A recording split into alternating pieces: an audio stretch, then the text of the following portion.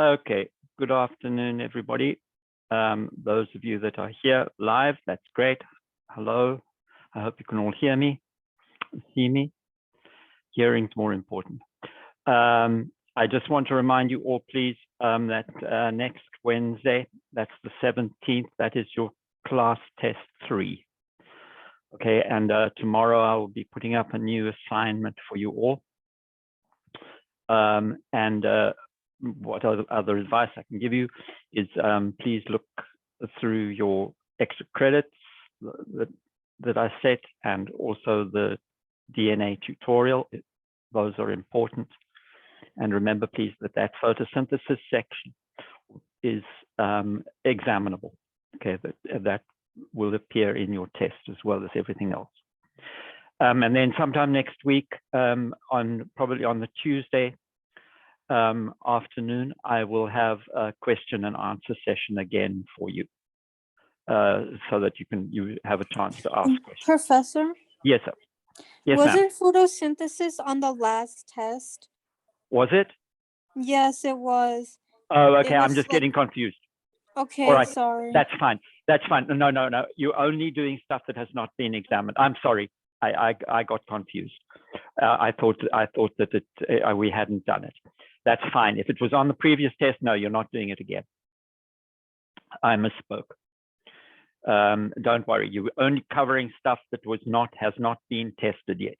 Okay. So it's from the wherever the last test ended to up till today. You will not be tested on stuff that we do on Monday. All right. That's not really fair to only give you that little bit of time to study. So it's everything up to the end of today's class is what will be on your test. Thank you for clarifying that. Okay, so we're going to carry on just for briefly finish off our discussion about epidemiology, and especially about the disease process and everything. And then we're going to start talking about disease entities, that is viruses and then bacteria that cause disease, and the specific diseases that they cause. So all of these things, of course, all fit together, our discussion of epidemiology and the process of disease. And one of the things that we do need to think about is, why is it that we get disease at all? Well, there are various predisposing factors, many of them, which make it more likely that we will suffer from disease. Remembering that disease is not necessarily infectious or communicable disease. It may also be things that arise because of inherited traits or malnutrition or things like that. But in general, there are many predisposing factors. And one of the most important actually is gender. And if you want to think of examples, for example, a biological male is not going to be able to get something like uterine cancer, cervical cancer. A biological female is not going to get testicular cancer. There are also genetic gender predispositions to some infectious diseases as well. The next really important group of predisposing factors are inherited traits. For example, inheriting the genes which produce a particular disease that has to be acquired through heredity. For all of us, climate and weather are becoming increasingly important because of global climate change, especially. Climate predisposes us to disease in different ways, both by impacting on us and on our own physiology, but very importantly, by affecting the biology of organisms which cause disease or which transmit disease. I'll give you an example. The range of many mosquito-borne diseases, mosquito-borne viral diseases, is expanding, and is expanding with global climate change, as the planet warms, the range of vectors like mosquitoes changes and brings them into new territories where they can acquire new hosts. So that is just one example. The other is the age-old example. Why is it, for example, that colds and flu are more common during the winter months? It's not to say that they don't occur during all of the rest of the year. They do. But they are definitely more common in cooler weather and in wetter weather. And the reason for that is their method of transmission. They are transmitted by droplets, by sneezing, coughing, etc. During the cold weather, we tend to spend more time in enclosed spaces. And in addition, the droplets last longer and in cold and moist air.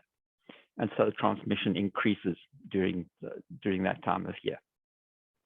Those are simple examples. There are all sorts of other things. I'm not going to go through the whole list. You can look through them. But I do want to point out these ones here. Age, unfortunately, we can do very little about. Lifestyle change, lifestyle impacts, things like smoking, alcohol, nutrition, poor diet, and above all, it turns out, lack of exercise.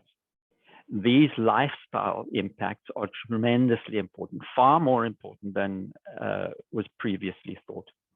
And these are things actually that we can do something about. These are things we can, if we can understand some of our own lifestyle choices, we can understand which diseases we may in fact be predisposing ourselves to, whether it's infectious disease. If, for example, somebody who's sexually promiscuous may be exposing themselves to a wide range of sexually transmitted diseases. As somebody who smokes, predisposing themselves to lung disease and to heart disease. It's really important that we think about our lifestyle and realize the impact that that lifestyle might have on our acquisition of disease. Okay, so let's just consider for a minute the course of a disease, especially one from which we recover. Let's say an infectious disease. We'll take something ordinary like the common cold, which is a really good example. There are different stages that we recognize. Remember, I've specified this is a disease that we can actually recover from. So we're going to watch the recovery phase as well as the acquisition phase. When you are exposed to an infectious agent like the cold virus, it takes a while for that virus to actually establish itself. During that stage, there will be no symptoms. It's simply a matter, the virus is establishing itself, finding its host cells, inhabiting those host cells, and beginning the reproductive process. They may go right through 1, 2, 3 rounds of replication inside increasing numbers of cells, and you absolutely are completely unaware that anything is going on. This is an incubation period, and it's marked by the fact that there's no signs and symptoms. Were you to go and test in a molecular biology kind of way, you will probably be able to isolate virus and show that it is present. But the person themselves, the infected person, has no knowledge that anything's going on.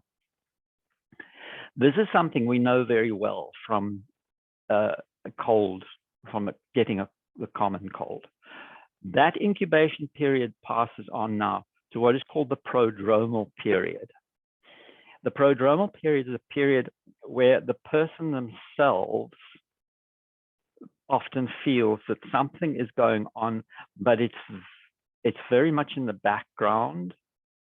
When you have when you're getting the common cold, you may feel a little bit sniffly, a little bit out of sorts. You can't quite put your finger on it, but you know that something is going on. That is called the prodromal phase. You're not ill. You're not ill, but it is the beginning of signs and symptoms.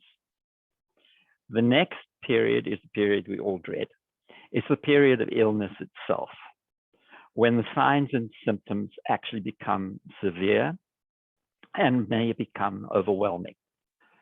And this period of illness, of course, it depends on what illness you're suffering from.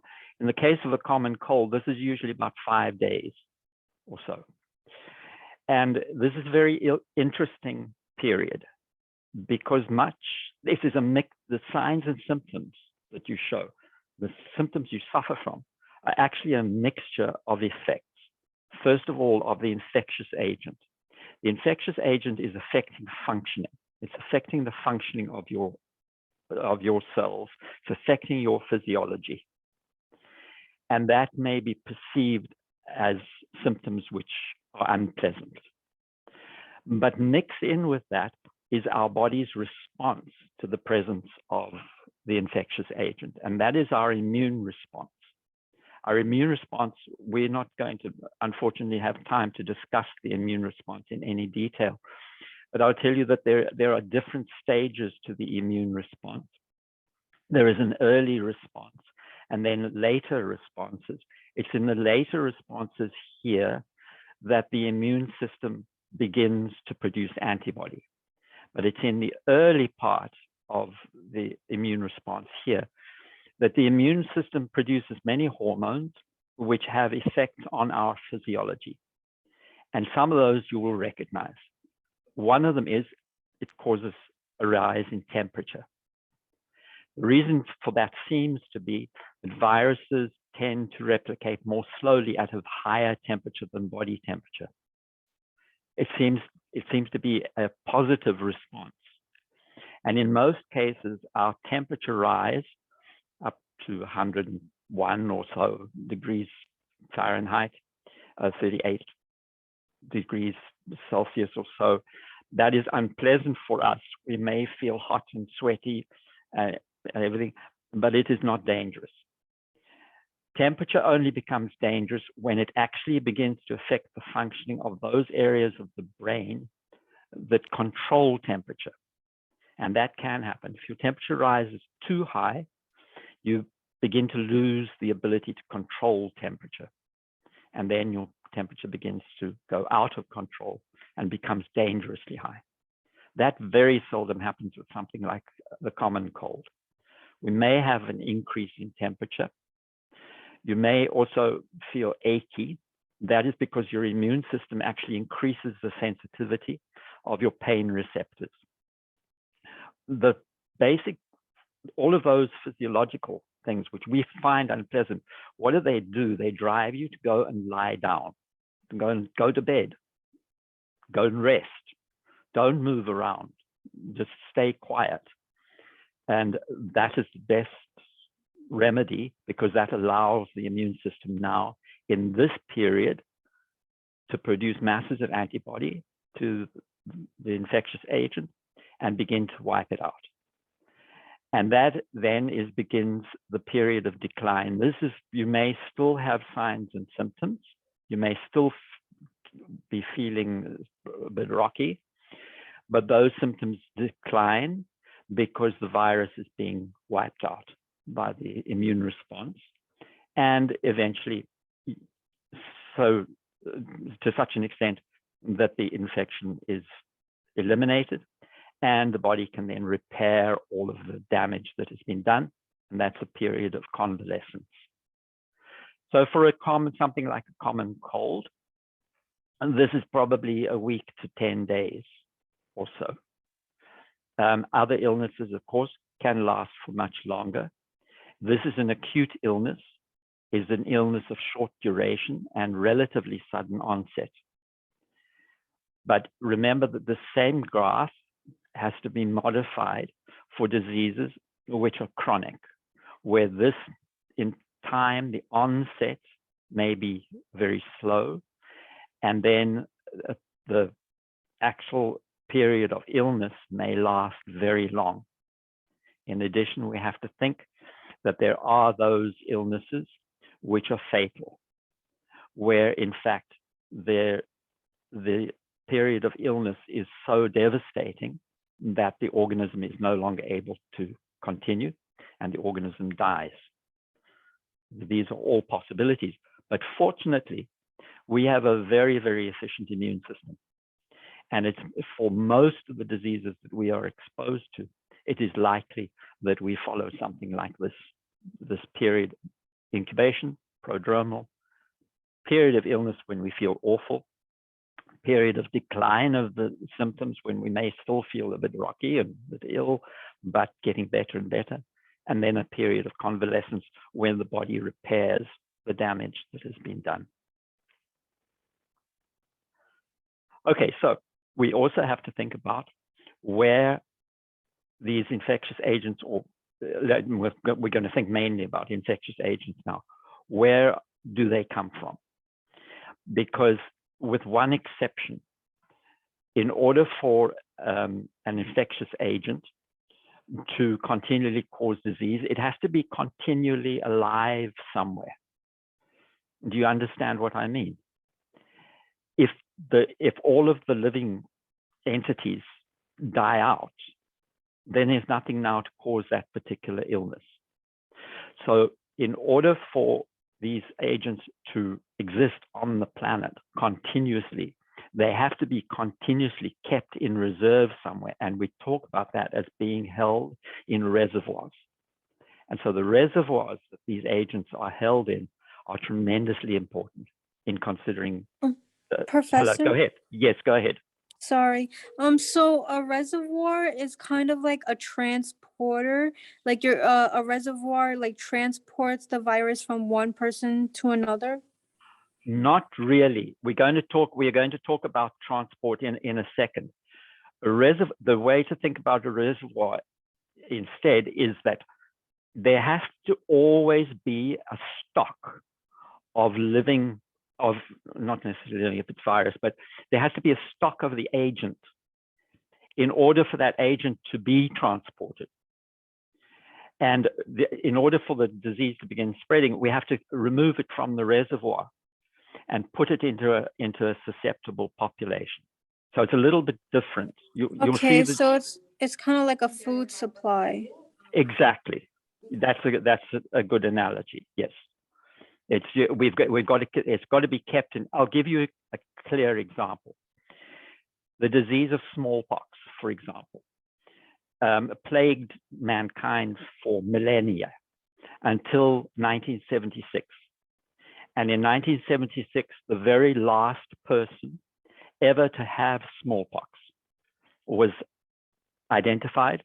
They were isolated until they recovered. And once they recovered, that was the very last stock of the virus that was present on the planet, was in that one person.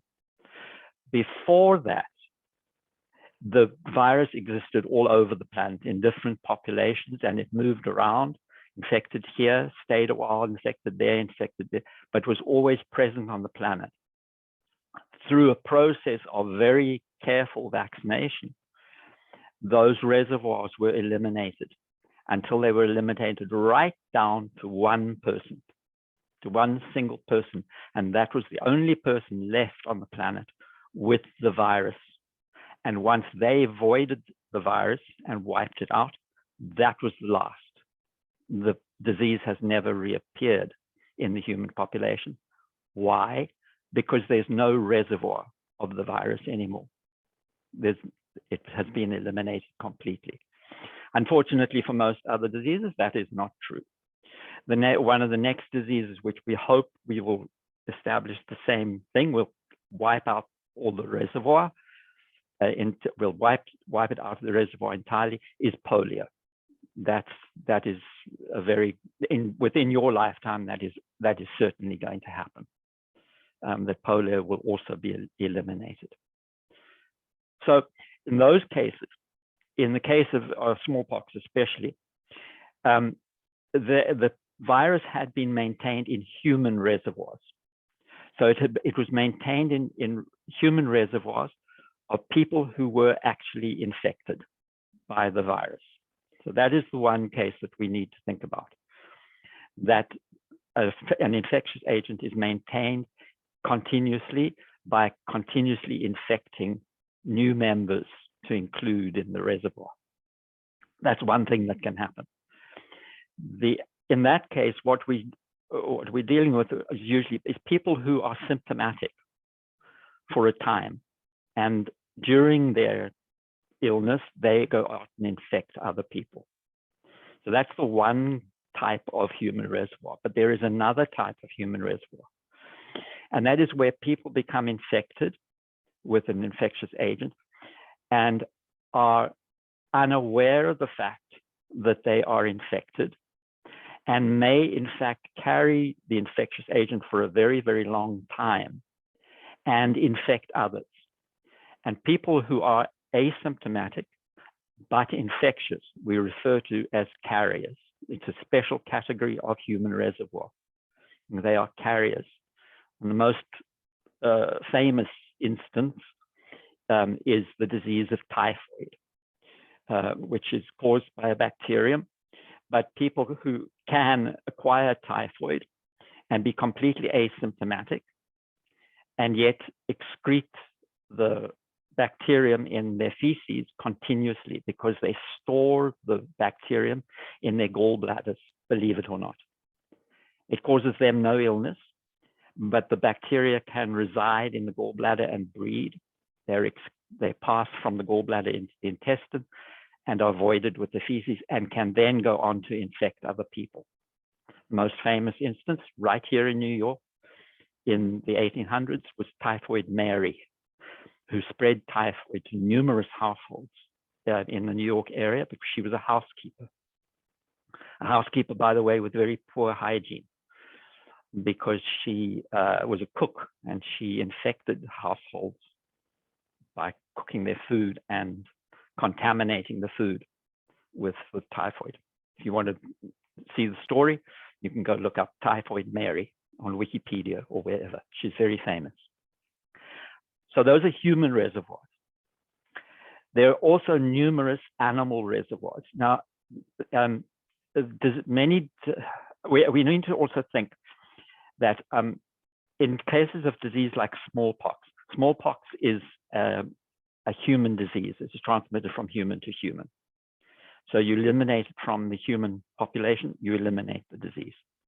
But there are many diseases which also occur in animals. And even if we eliminate the disease from the human population, a reservoir can still exist in the animal reservoir, in the animals who can transmit it to humans. So this is a very common situation. And it may, in fact, be the situation that we're looking at with the COVID pandemic, that there may, in fact, be animal reservoirs of the COVID-19 virus. First of all, bats, but maybe other animals as well. There may be animal reservoirs. This is a line of research.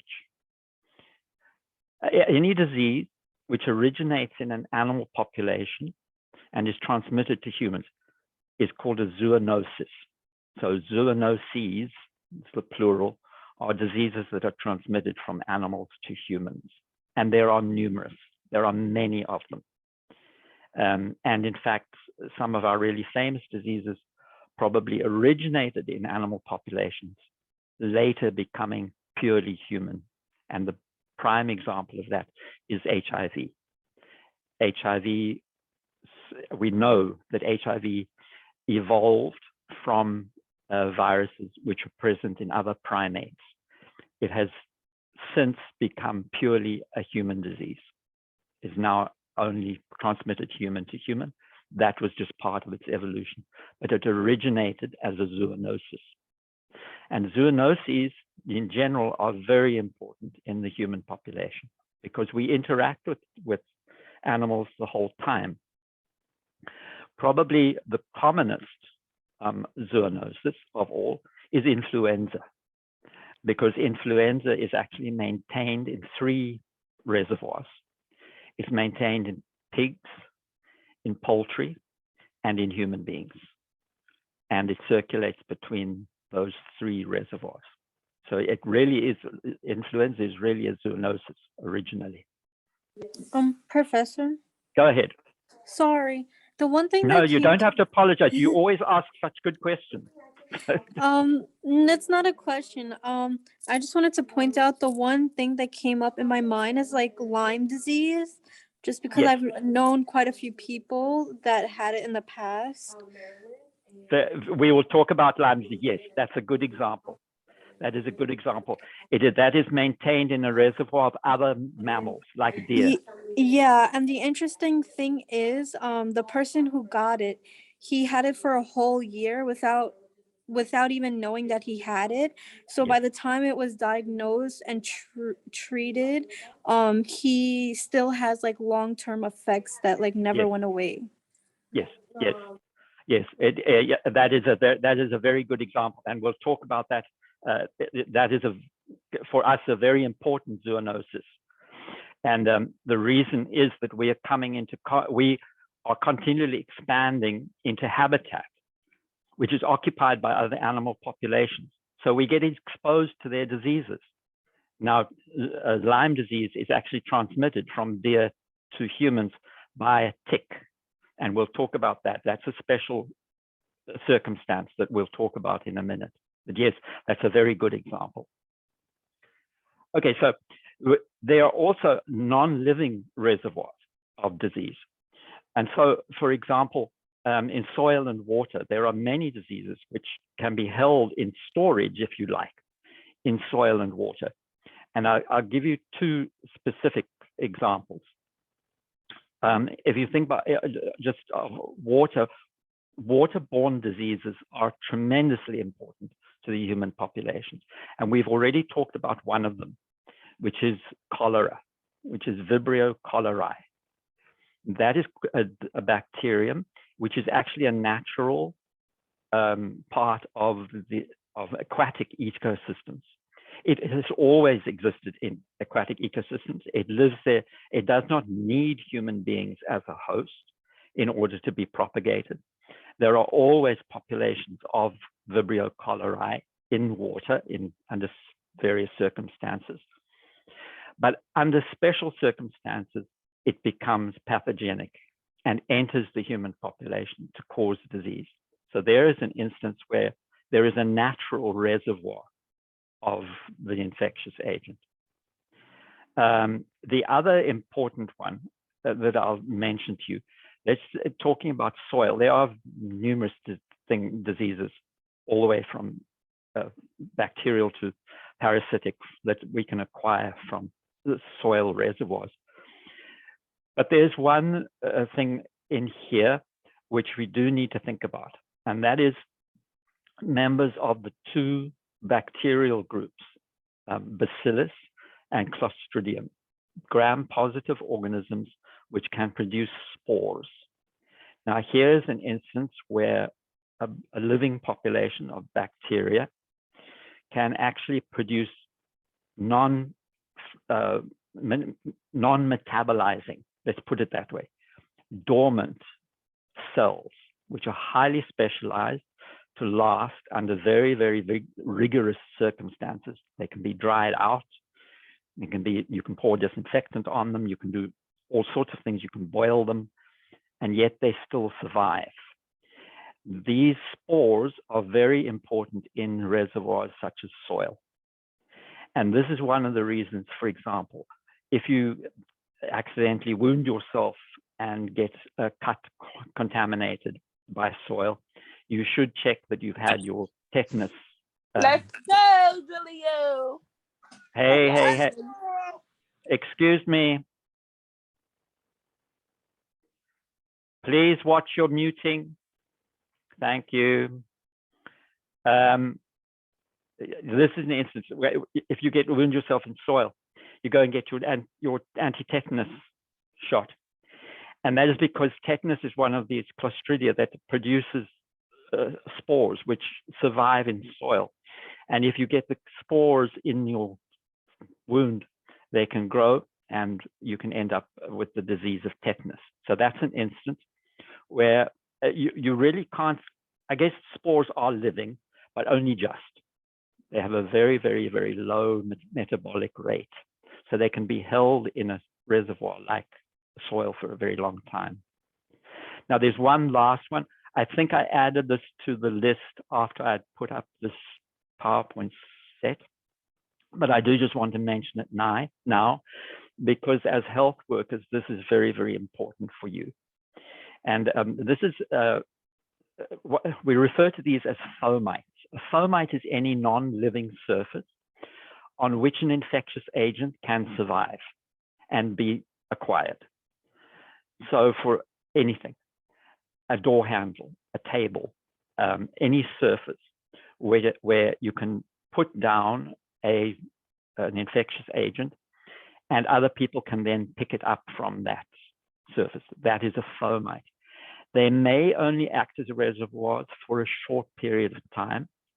In some cases of some infectious agents, they can actually last a very long time on a fomite. And it's certainly the case for some viruses.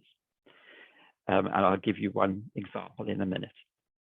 So the fomites are very important in health services because this is one thing that we can do. One that we can try to keep fomites as sterile as possible. That is why we so frequently clean surfaces in hospitals, in healthcare settings. Now, the role of fomites, I will give you one good example. There is one virus called the norovirus, which lasts extremely long time on fomites. And this is the virus which causes these outbreaks of diarrheal disease, not usually very serious diarrheal disease, not life-threatening or anything, just extremely violent, very acute and extremely unpleasant. And these, of course, are the famous viruses which run rampant through cruise ships. And you can imagine somebody with diarrhea on a cruise ship had not stood there and washed their hands afterwards for the requisite 2 rounds of happy birthday to me. They don't clean their hands properly, and then they stagger up, holding onto the rails as they go up the stairs, pushing their hands on the walls as they go along because the ship's rocking like this. And what are they doing? They're contaminating fomites all the way along. They're contaminating surfaces that act as a source of infection for other people. Also coming along and then licking their fingers or whatever, or eating food, eating their salad with their hands, a myriad of ways then of transmitting from one person to another via a fomite. Fomites can be extremely, extremely important. Okay, so on to carry on our discussion of zoonoses. Here's a long list for you. And many of these, of course, you will recognize. Some of them I've already mentioned, but I'm not going to run through the entire list. Just make sure that you see these. Or I've mentioned influenza, but here are many others. HIV I've mentioned, which originated in primates, now solely a human disease. Our current COVID crisis is believed to have originated in bats, may have been present in other animal populations as well. Ebola, that is so famous, not as a worldwide pandemic or anything, but a very spectacular disease that has lots of attention paid to it. Also from bats. All of these, look at them, or this one here, salmonellosis, salmonella food poisoning. The very important animal reservoir are birds and reptiles. And it enters the human population as a zoonosis very commonly through eating undercooked eggs, undercooked chicken that is contaminated, but also if people have pets, they can also acquire salmonellosis, etc., etc. Go ahead. I know we went over this, I think, in like the first or second PowerPoint, but what was the difference between like a viral and bacterial infection? Because I know it's like different characteristics. Between viral and bacterial. Oh, hold on to your horses, because we're going to be discussing viral in the next section, in the next class section. the difference between the viral and bacterial, the fundamental difference, viruses are not living entities. They're obligate parasites, but they're not alive. They don't have a metabolism. Bacteria are living organisms. They are a living cell that have all the characteristics of a living cell. But there are many differences, and that's going to be the subject of all of the rest of the semester, in actual fact. So you'll hear a lot about it. Did that answer your question? Did I get your question correctly? Yeah. Okay. So hold your hat, because you're going to hear a lot about the different viruses and bacteria. Okay, so zoonosis spans all of the different groups. There are many viruses, bacterial, fungal, protozoa, and then worms. Many different parasitic worms we acquire, in fact, from animal reservoirs as zoonoses. So now we've got to think about the issue of transmission. How do we move organisms, or I don't like to say organisms because we need to include viruses. How do we move these infectious agents from their reservoirs into the human population, from one to another? Well, the first way, of course, is by direct contact, that we understand instinctively. For a contagious disease, we acquire it usually by some degree of contact. Some diseases are far more contagious than others, only require brief transient contact. A disease like measles, for example, is highly contagious, whereas other diseases are much less contagious. Tuberculosis, for example, is much less contagious and yet still requires some degree of direct contact. Congenital transmission is transmission from mother to fetus or to the newborn. And there are several of diseases which are transmitted like this. And so, for example, a disease like chlamydia, if a mother has chlamydia, is suffering from chlamydia, she may not even know that she has chlamydia. She may transmit it to the newborn during the birth process. Indirect, this is things like measles are direct contact. It's usually by aerosol spray. Indirect contact transmission, I've already described an example, norovirus on the cruise ships. This is by from one host to another via a non-living object, such as a fomite. And droplet transmission is actually direct, a form of direct contact transmission. Droplet transmission now so familiar to us because of COVID. This is why we wear a mask. And it's a droplet transmission. We usually consider it to be within a restricted distance away from the source. It's classically is 1 meter. This is the origin of our 6-foot rule, because we're saying 1 meter from the source, 1 meter away from the likely host who could be infected.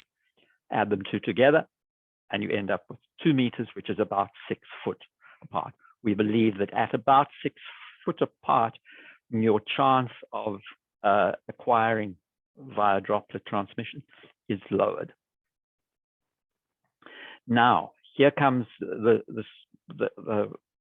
important story that relates, for example, to the Lyme disease.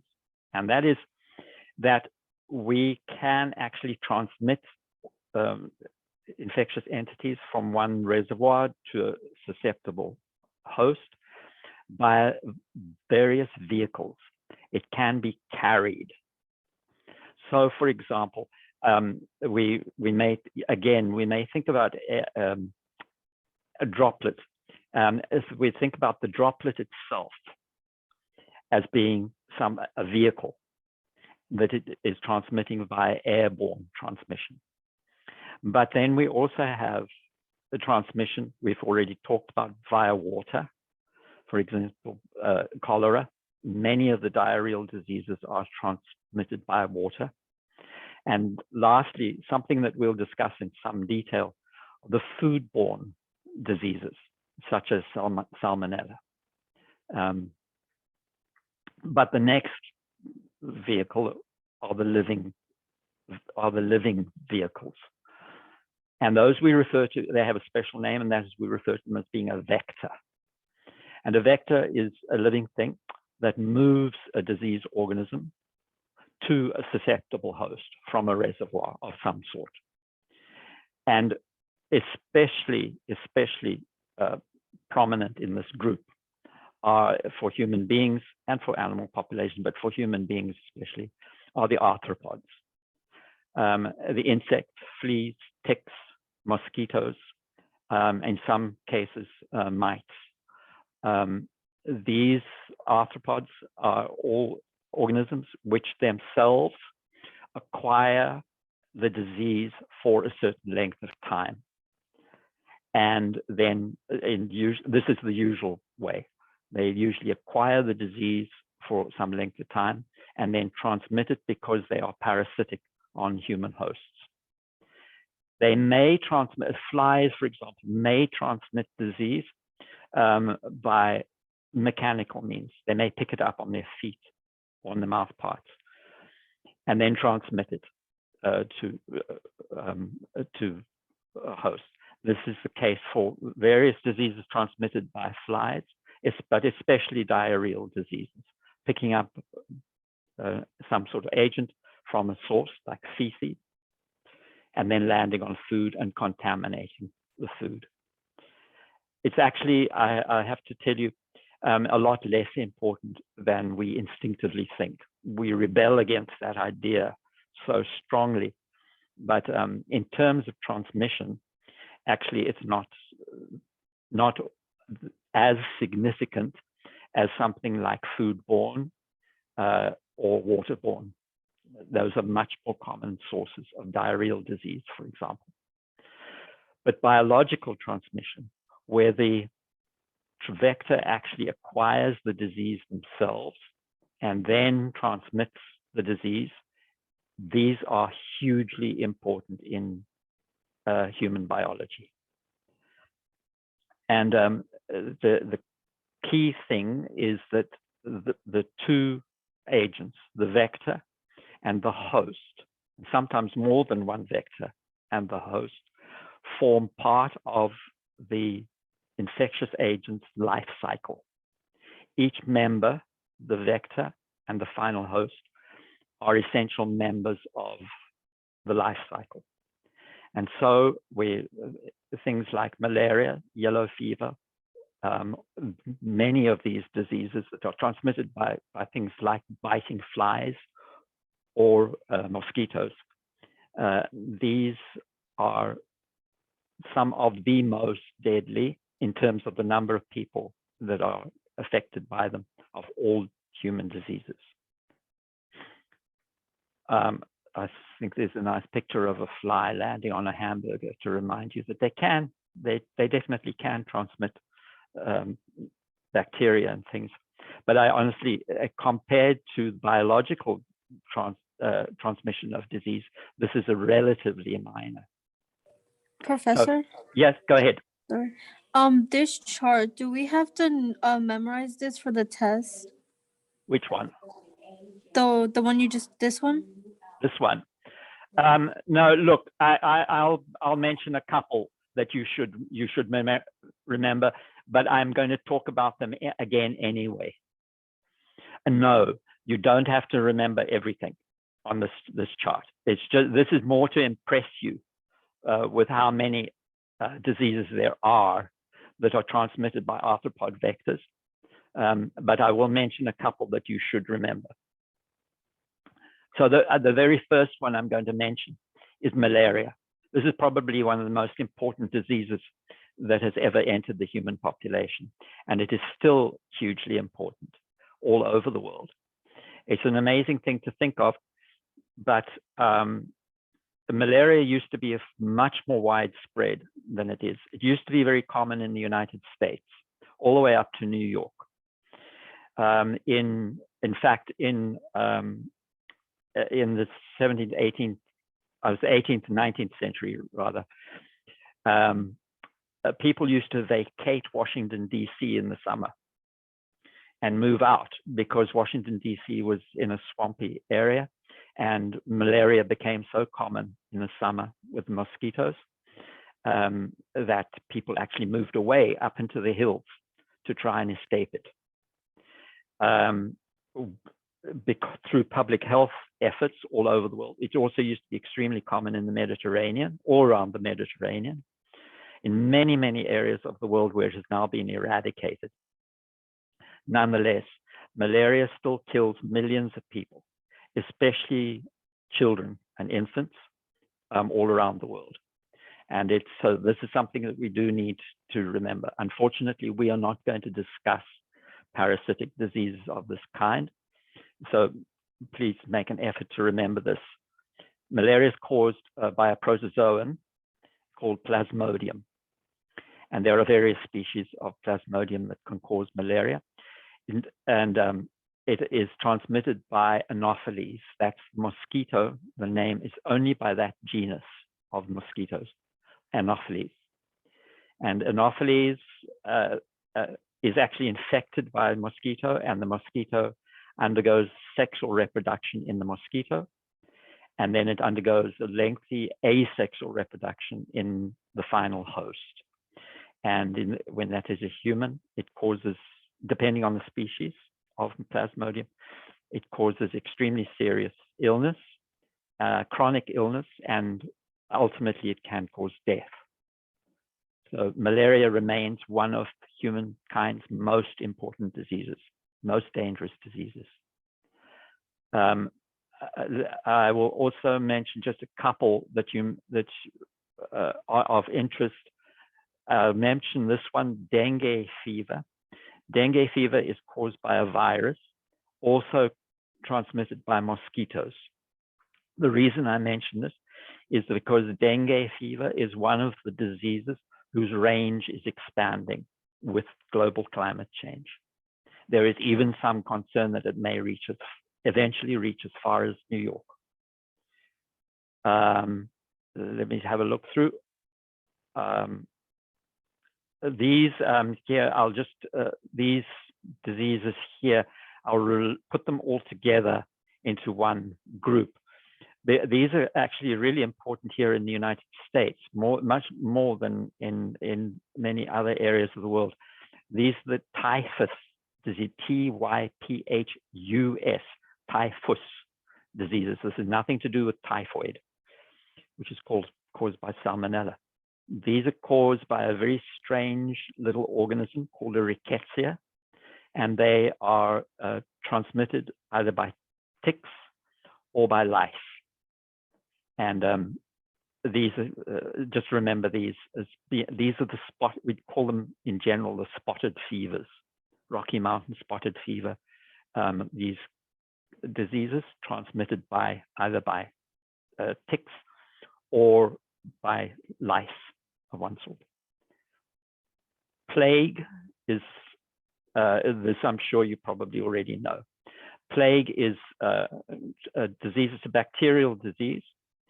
Nowadays, not such a serious thing because its symptoms are very, very clear. You can recognize it very, very easily, and it responds well to antibiotics. It used to be the Great Plague of humankind. It killed nearly a third of Europe's population between the 1300s and 1500s. A huge number of people died because of this disease transmitted by fleas, which in turn, by the way, are associated with rat populations. The plague, you should remember, that's a bacterium. We'll talk about it again later on, called Yersinia pestis. And the last one, well, I'll mention it now because we have already talked about it, and this is Lyme disease. And Lyme disease is, one could almost regard it as being an emerging disease. That is a relatively new disease, maybe because it wasn't recognized before, but also because we are increasingly coming into contact with the host reservoir, which are deer. And it exists naturally in the deer population. They tolerate it without suffering disease. But this organism here, the tick, the deer tick, transmits between the reservoir, things like deer, and humans. And humans, it's a bacterium. It's actually a spirochete. Go back to the very beginning, look up what a spirochete is again, called Borrelia. And it's Borrelia burgdorferi. Lyme disease, people react very differently to it. Some people have very mild symptoms. Some people have very acute symptoms and then recover. Other people end up suffering from chronic after effects. This is a Lyme disease. Remember it, because this is a classic example of us expanding our range into the range of a natural reservoir and being exposed to disease. And here's a group that, as healthcare workers, you absolutely have to be well aware of. A special category. It applies only to human beings because only human beings establish centers where they care for their ill and care for people who are suffering from disease. And these are healthcare settings, hospitals, clinics, etc. And because in hospitals, healthcare clinics, etc., we concentrate together in quite a high density. People who are both, some of them are infected with illnesses, and many of them are susceptible. Some of them, because of their primary illness, are susceptible to secondary illness. And because we have healthcare workers moving between these different people, it is extremely common for people in a healthcare setting to acquire illness that they didn't have before they went there. And that we call a nosocomial infection. Nosocomial refers specifically to healthcare settings. And but these we also refer to as HAIs, healthcare associated infection. They affect an enormous number, a frightening number of hospital patients. One in the United States, 1 in 25, and that is very high. So that in the United States, more than 2 million people a year being infected in a healthcare setting with something that they would not otherwise have been exposed to. And there's over 70,000 deaths a year. So that these are, in fact, many of them entirely preventable. 30% at minimum are easily preventable. And right there in the middle stands the healthcare worker, because the healthcare worker begins to act very often as a vector from a source to a susceptible host. So that is really something, if you're entering a healthcare setting, you need to be aware of. The healthcare setting itself tends to acquire microorganisms and may, in fact, itself act as a reservoir. We're going to hear about one in particular, which is called Clostridium Difficile. And Clostridium Difficile, remember I told you that the Clostridia, gram-positives, which can make spores. And Clostridium Difficile spores are common in healthcare settings. They are present on fomites, but they may also be present on bedding or all sorts of things. And under certain circumstances, people, for example, who have been exposed to very high levels of antibiotic, maybe elderly people who had gut infection and were treated with antibiotics, become very susceptible to Clostridium difficile. That is a classic nosocomial infection. What the reason for that? First of all, we've said the hospital acts as a reservoir. It starts to accumulate things that people have brought in. Second of all, many of people go to hospital very often because they are sick. right? They are already in a weakened state, and that increases their susceptibility. A tremendous amount of I wouldn't say blame, because we didn't necessarily know better, but the overuse of antibiotics has led to prevalence of two things. First of all, the wiping out of people's natural microbiota in the gut, in the skin, everything else. And second of all, the overuse of antibiotics has led to the development of many resistant strains, which are present in the hospital setting and are continually transmitted to people susceptible to them. And that can then not be treated with the normal range of antibiotics. So this is a huge problem in hospital settings, is the presence of these highly resistant strains, which are bred essentially within the hospital setting by the overuse of antibiotics. The last thing is something that as healthcare workers, we have to be aware of, that the healthcare worker actually acts as a vector and is transmitting, often mechanically, transmitting infectious agents from one person to another. So the last thing is, excuse me, that there is a special category of hosts within the hospital that we always have to be aware of. And these are the people who are compromised, whose immune systems especially have been compromised. And these are people, for example, who are extremely elderly. Just one second. Just excuse me for 1 second. I'm just going to have a sip of water. I'm going to pause recording so that you don't have to. Sorry, I haven't got COVID. I've just got something stuck in my throat. Okay, so I'm talking about the compromised host population. These are extremely large proportion of a hospital setting, because these are people, for example, the elderly. We'd even consider infants to be compromised because they do not have a mature immune system. People who have been burned, people who have been treated with chemotherapy, all sorts of people have an impaired immune response and thus are extremely susceptible to infectious agents. There's two things to think about. The first is that they themselves are susceptible and extremely vulnerable.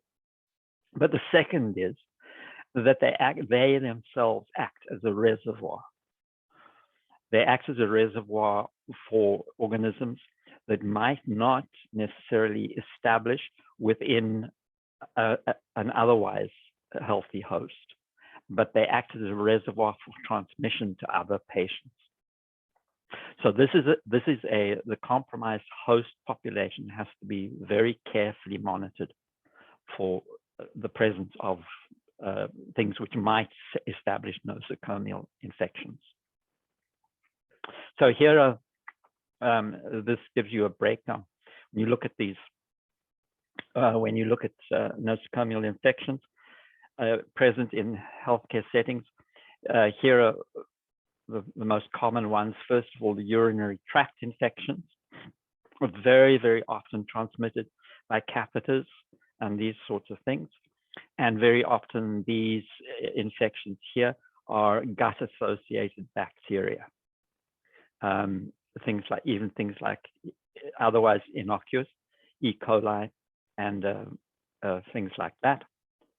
If they infect catheters, they can establish microfilms, very, very difficult to get rid of them. And they transmit into the bladder, and they then establish actually infections which spread all the way up to the kidney. Despite all of our efforts otherwise, 22% of healthcare associated infections are associated with surgical contamination of surgical sites. The lower respiratory infections, pneumonias, these sorts of things, very common in compromised patients, and especially in the elderly. And very often these are actually transmitted through breathing apparatus as well. But quite apart from that, they are present in the healthcare setting and are easily transmitted from one patient to another. Yeah, here's the one that I was talking about. This is gastrointestinal infections. This is Clostridium Difficile. Look at this percentage, 17%. That's very, very high.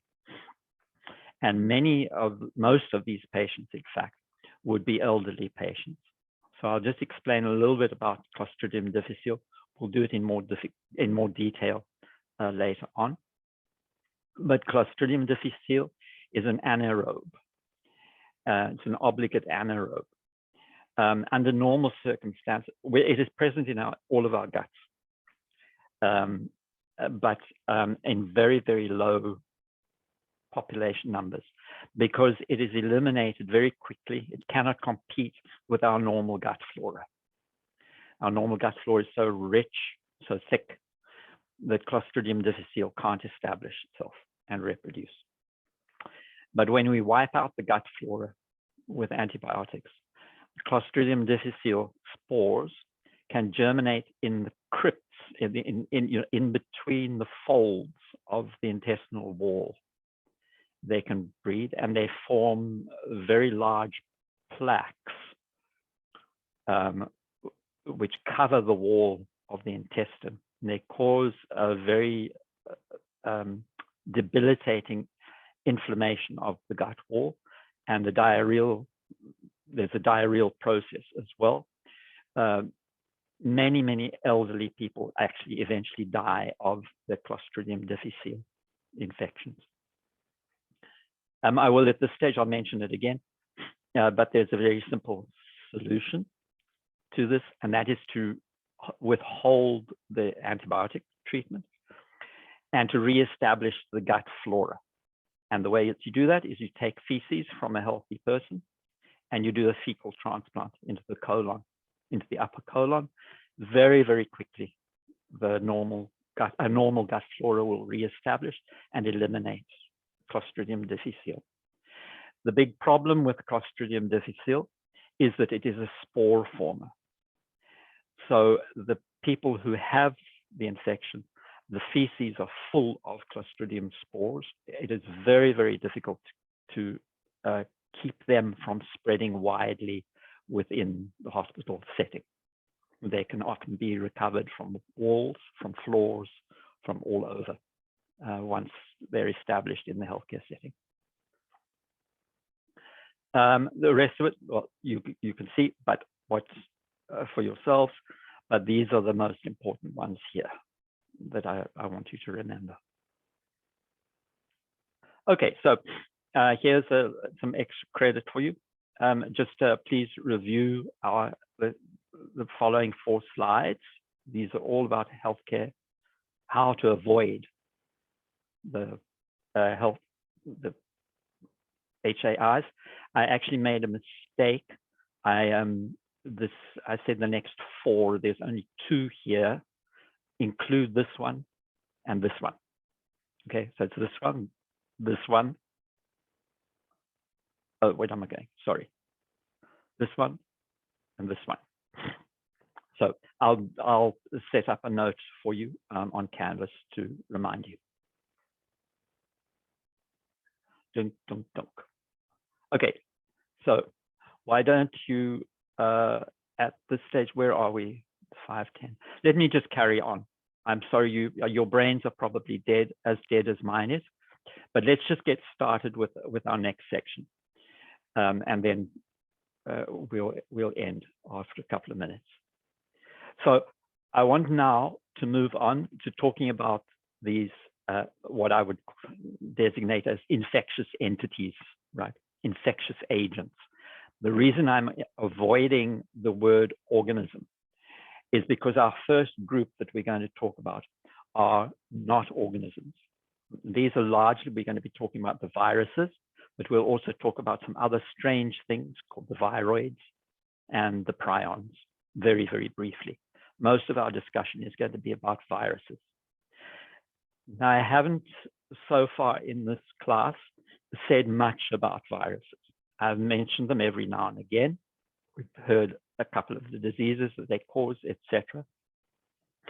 But I've never said anything much about their actual structure or their functioning. So to begin with, we're going to have a discussion about exactly that, how they are built and how they actually function in general. Then we'll talk about some of the diseases that they cause. Our discussion about viruses is going to be relatively brief. We're going to spend more time talking about bacteria as infectious agents. But of course, you understand how critical it is that we get some understanding about viruses and their function because of what we're going through at the moment. The current COVID crisis is caused by a typical virus. It's a typical animal virus. And we'll hear a lot of stuff which will explain some of the biology of the disease itself to you. So here are the general characteristics of viruses. First of all, I emphasize, we do not regard them as being living in them of themselves. They have no metabolism. They are obligate intracellular parasites. They have to be, because that is the only way that they can be reproduced. That's the only way that a virus can increase its population size, is by getting another living cell to produce it. And in order to do that, it has to get inside a living cell. So they require a living host in order to multiply. The other reason that we don't regard them as being alive is they do not necessarily, it depends on the virus, it depends on the type of virus. They do not necessarily contain DNA. Remember that we classified living things. We said one of the characteristics of living things, all living things on our planet have DNA as the hereditary material, and all of the functioning of the living organism occurs because the DNA has the instructions for all of the molecules and everything that are used to construct a metabolism. Viruses do not.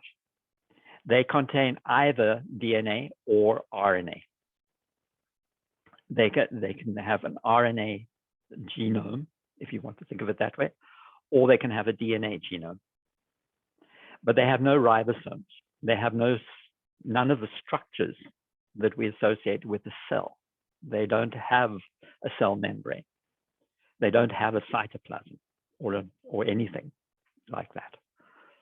They may be quite complex in structure, but they don't have the things that we look at as being characteristic of living things. They may have around the DNA or their RNA genome, they have a protein coat. Now, I say that they always have at least one, but they may have more than just the protein coat. They have no ribosomes, I've told you that. Sometimes they do have accessory proteins such as enzymes, and we'll hear about that in some detail. But there is no way for the virus on its own to generate ATP, for example. It has no metabolism. It doesn't make its own molecules. It doesn't manage its own energy.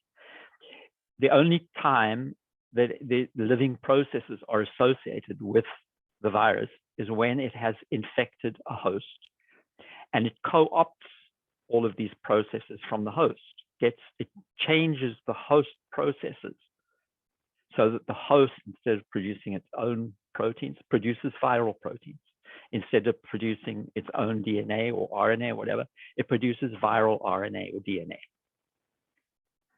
So we do not regard them as being living organisms. They are, in general, extremely small. Some are bigger than others, but they are in fact really small. There are no viruses which we can see with the light microscope. They were only visualized once the electron microscope was developed. And here you'll see why. Here's on this diagram, here's the red blood corpuscle there. If you think back to your labs, here is E. coli there. You know how small E. coli looks under a microscope. Here's an E. coli cell here, well, half of it. And they usually about 1,000 nanometers, 3,000 nanometers, 3 microns long. Here's the smallest of all of the bacteria. This is chlamydia, and this is 300 nanometers across. These here are the biggest of the viruses that we'll consider. This is Ebola, which is very thin but very long. Same for this one here. Never mind about the name. It's very thin, but it's quite long. But most of the other viruses are very, very much smaller than even than this. So this is smaller than E. coli. This is much smaller than E. coli. This is minute compared to E. coli. I'm not going to run through all the names here, but you can just see that there's a huge range in shape, in size relative to one another, but all of them really small. The largest of the viruses that we come in contact with is this. This is Vaccinia virus. It's actually an artificial virus. It's the virus that we used to use to vaccinate people against smallpox, and was artificially constructed through one mechanism or another. So this is about 300, its maximum dimension, 300 nanometers. So that would be as big as the very, very smallest bacterium and not visible to the naked eye. They are very small, and yet they are incredibly powerful because they contain information. And the information is to make more virus. The information can, in fact, take over the most complex living processes and co-opt them. They can take a living cell and they turn that living cell into a viral factory. And in doing so, they damage the functioning of that cell, usually to the point that the cell itself ultimately dies. It doesn't die until it's done the job of producing masses of virus. But eventually the cell becomes so compromised that it can no longer survive.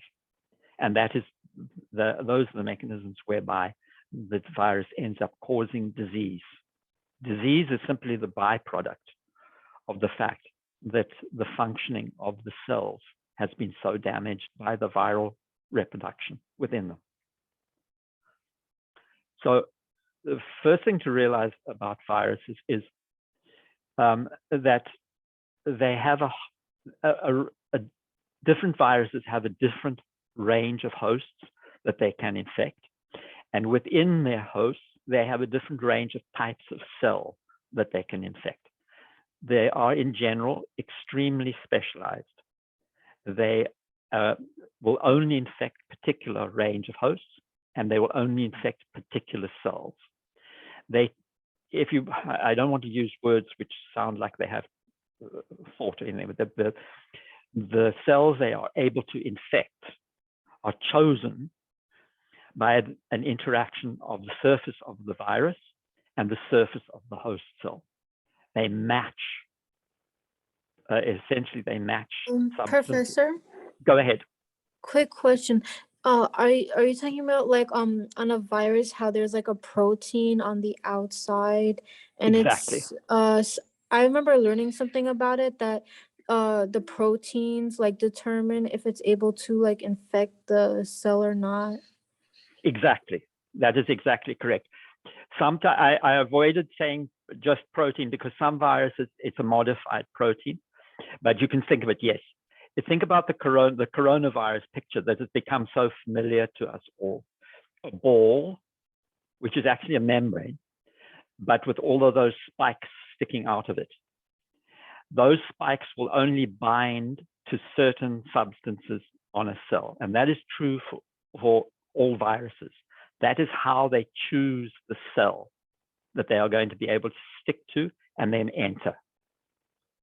They do so by having they are able to bind to receptors on the surface of the host cell. So viruses, in fact, in general, every living thing, all the way from the smallest bacterium up to the biggest animal or biggest organism, every living thing has its group of viruses that can infect it. Viruses are incredibly diverse. Viruses infect bacteria. There are many, many viruses that only infect bacteria. There is, in fact, one group of viruses, believe it or not, that infect other viruses. This is quite extraordinary, but they can't on themselves infect a host. They have to infect another virus and get that virus to infect a host. That is how diverse the viruses have become. So the range, the host range, varies depending on what virus you're actually talking about. So, for example, the rabies virus, which you may know about, rabies is a terrible, terrible disease caused by a virus that infects the nervous system. The rabies virus can infect any mammal. So the rabies virus, for example, exists in animal reservoirs and is transmitted to humans. Fortunately, relatively infrequently, but it can be transmitted to humans. So the rabies virus has has quite a wide host range. It infects any mammal, but it infects cells only of the nervous system. So it is specific to nervous tissue. Measles, on the other hand, has a relatively restricted host range. It only infects apes. It doesn't even infect monkeys. It infects apes. HIV, human immunodeficiency virus, originated from viruses rather that infect primates in general, but became extremely specialized and now only infects humans. So it only infects humans. Not only that, it has a very restricted cell range of cells that it will infect in humans. It only infects cells which have this particular protein set on them. The one that you may have heard of is CD4. There's one other that is required, but it will only infect cells that have those proteins. A very restricted set, the most significant ones being part of our immune system. So you see that it depends upon the virus. But the one thing I do want to point out here is how important zoonotic viruses are. Many, many of our virus diseases are acquired from animal reservoirs, and many of the diseases which are now specialized to the human population probably originated in animal reservoirs. Okay, so let's finish off here, and I'll just mention this word you're going to hear over and over again, the word bacteriophage. And a bacteriophage is a virus that infects bacteria specifically. And they have become very well characterized. They play a very important role in controlling bacterial populations, in actual fact, in the natural scheme of things. They're one of the things which control bacterial populations. Bacteria actually die from viral infection. Okay, so I'll leave it there for today. Does anybody have any particular questions that they want to ask?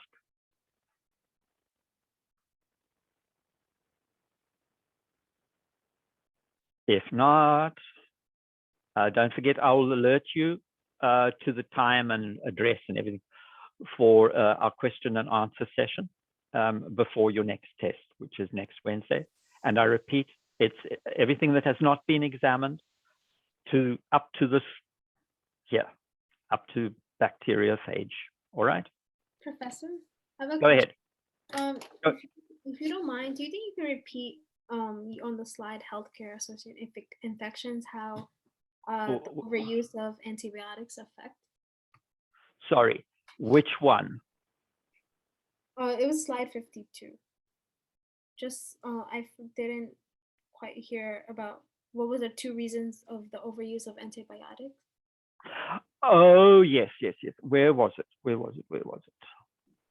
Here you are. Yes, yes, there were 2 things that are important about the overuse of antibiotics. The first is that it can predispose people to infections like Clostridium Difficile because it wipes out the normal microbiota. We lose our natural immunity, if you like, because our natural protection by our microbiota, they get killed by antibiotics. But the second thing about overuse of antibiotics is that it actually produces resistant strains, resistant types of bacteria. Those were the 2 important things. Professor, I had a quick question about the virus PowerPoint, where it says that it's not ATP generating mechanism. Yes. Does that kind of mean, like you said, that they had no metabolism? They have no metabolism. Is that the same thing? Yeah, exactly. Yeah, they have no metabolism. And if you think, well, they have no need for it because they don't do anything. They don't do anything. They just get a host cell to do it all for them. And that's the principal reason we don't regard them as being living. They have no metabolism. Okay. Anyone else? Yeah. I seem to have lost you somehow. Oh, there you are. Professor, good question. So Go ahead. For the 4 slides that you're telling us with extra credit, will they still be an exam? Sorry, which extra credit? Oh, the health slide one. Yes, include that in your revision. Include that in your revision. Okay. Yeah. And sure. then overall, it starts from like the ending of the bacteria that we Yes. started, and then the DNA, and now to this chapter, and then a bit of viruses. Yes, just right to the end of today's class. That's all. Okay, sounds good. All right. Thank you. All right then. Okay. All right, everybody. Then I'll see you next week. We'll do a question and answer before the test. All right. Thank you. Stay well. Have a Thank happy you. weekend.